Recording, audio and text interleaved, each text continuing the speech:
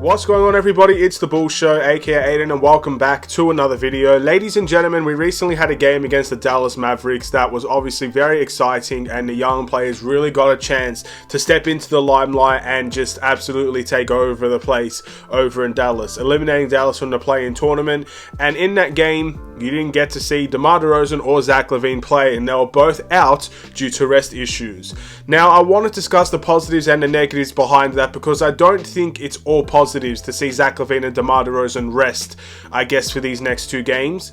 Of course, there are some positives, we'll talk about that, but I also want to talk about a very big negative that I'm hoping is not going to be a big negative by the time we obviously play our play-in tournament game. But before we get started, please like and subscribe to the Bulls Show, turn notifications on, and let me know in the comments below your thoughts about the Chicago Bulls and whether or not you agree with the things that I say, both positively and negatively, about our stars, or at least two of them, our key players, resting, I guess, I'm assuming until the end of the season and into the play-in. I don't think they'll be playing against the Pistons if they didn't play against the Mavericks. So without further ado, let's quickly talk about it. I will start with the positives because I think there are a little bit more positives to talk about than negatives. I only have one big negative to talk about. Positives is, obviously, Zach LaVine and DeMar DeRozan are our best players, and you want them to be healthy in the play-in tournament. It's as simple as that. That's the first positive to take away from any sort of scenario.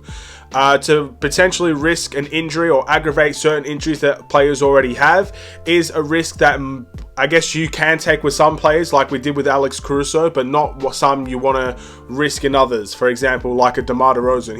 He had a quad injury, if I'm not mistaken, and he got affected by that twice this season late on. You obviously don't want him to get affected by that right before a play-in game. That makes sense to me, of course. Zach LaVine had a knee injury at the beginning of the season, was missing back-to-back games, was struggling because of his knee issues, wasn't all there, he admitted it himself. Obviously, we hope that's a non-issue now. The way that he's playing, it looks like it's a complete non-issue at this point. But of course, why aggravate something that is potentially gone? Why risk him in these types of games? We know Zach LaVine has had injury issues in the past, especially with his knees. He's had back problems, he's had thumb problems, he's had all of the above. So of course, giving him extra rest is probably necessary for the Chicago Bulls. That's the first thing. Obviously, the second thing is that it gives the young players the confidence to play as well when you see those two guys out. Again, when Zach LaVine is out, who's going to be the guy that takes over Zach LaVine's role? When DeMar DeRozan is out, who's going to take over DeMar DeRozan's role? How are you going to build the confidence in the young players to have great games and to actually feel like they are impactful and needed in this team in a play-in tournament game against a Toronto Raptors side that I think will be swarming us on the defensive end? Well, thankfully, in the Dallas game, we saw guys like Coby White step up to the plate. Ayo with an amazing second half.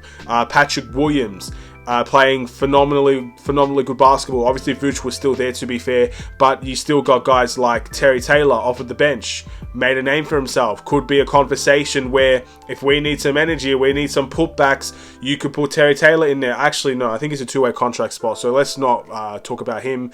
I don't think he'll be in the playoffs or the play-in, but, you know, guys like Dalen Terry, stuff like that. If you need energy, maybe he could be a guy you could bring to the table. But of course, you're looking at the big young three here in Patrick Williams, Ayo Dosunmu, Coby White. Those three guys stepped up to the plate in the game against the Mavericks. You expect them to hopefully step up to the plate again against the Pistons, and that builds their confidence towards a very big game. I'm not saying they're going to be scoring. I'm not saying Coby White's going to have 24 points and 11 assists against Toronto, as much as I'd love that to happen. I don't think that will happen, but it gives them confidence to know that they are going to need to be impactful to play against the Raptors and to win that game, to walk away from the 10th seeded position with a win in the play-in tournament, hopefully the first team to ever do it. So again, there's a lot riding on those young guys, and you expect them to deliver, which is also a good thing, that you're giving them more minutes to deliver for the Chicago Bulls. Again, just building the confidence all the way around.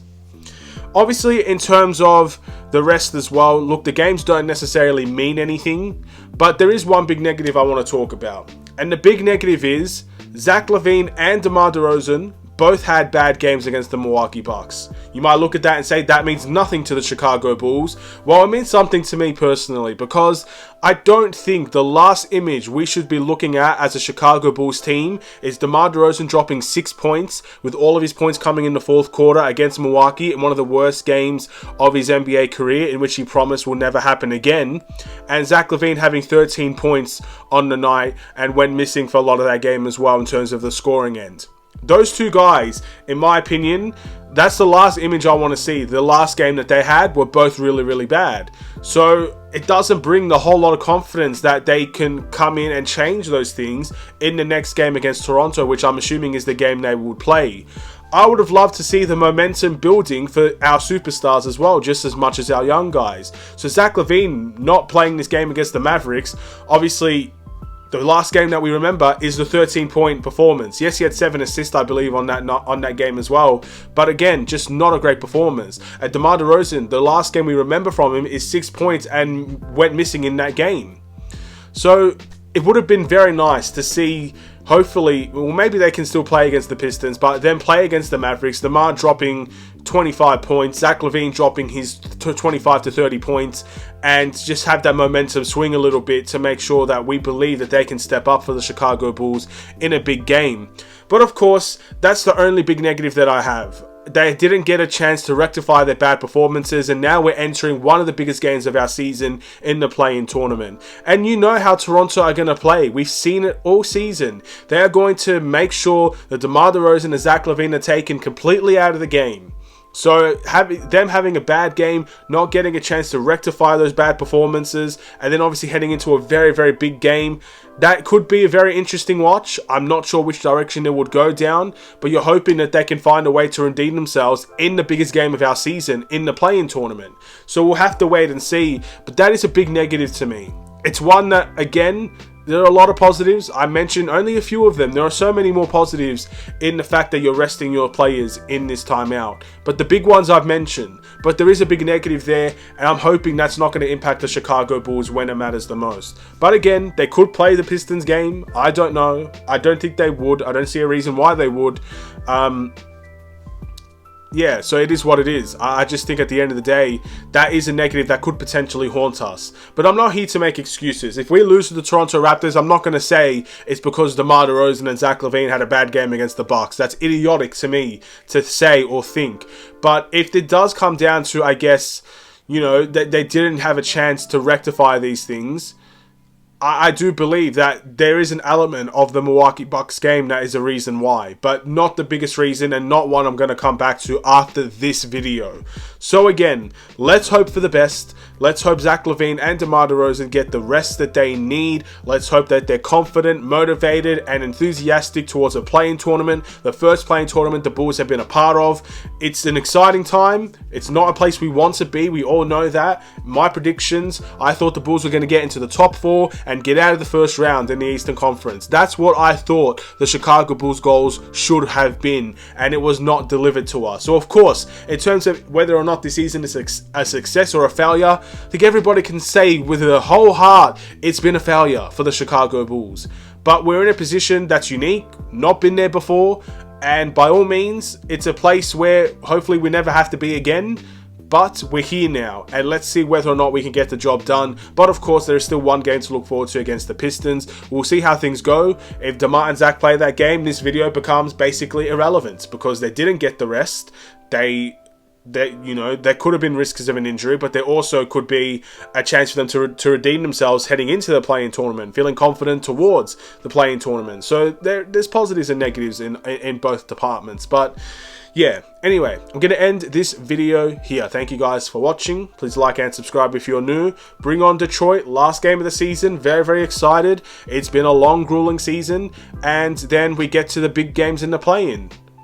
Look, 10th seed, we've not won a game. 10th seed has never won a game in the play-in. I hope, look, if we don't make it out of the play-in tournament, which again, it is a lot of work to do just to get into the playoffs, I want to at least win one game. I want to be that team that, I guess, breaks the trends that the NBA has. And the play-in tournament has not been in effect for a long time. So, again, I know it's not a massive trend to break, but it still means that the Bulls Like, again, it's going to be part of history. If the Bulls are the first 10-seeded team to win a play-in tournament game, if the play-in is in effect for the next 100 years in the NBA, just remember, the Bulls would have been the first team to win a 10-seeded spot. The Bulls were the first 10-seeded team to win a play-in tournament game. That's what I'm trying to say. And again, it could be something that we could look back on years and years down the line. The Bulls did this on this day. You know what I mean? It's going to be part of our history, even if it's not one that we would always like to remember. In that case, have a wonderful and safe day. Stay safe, stay healthy, stay tuned for more. Take care, and peace.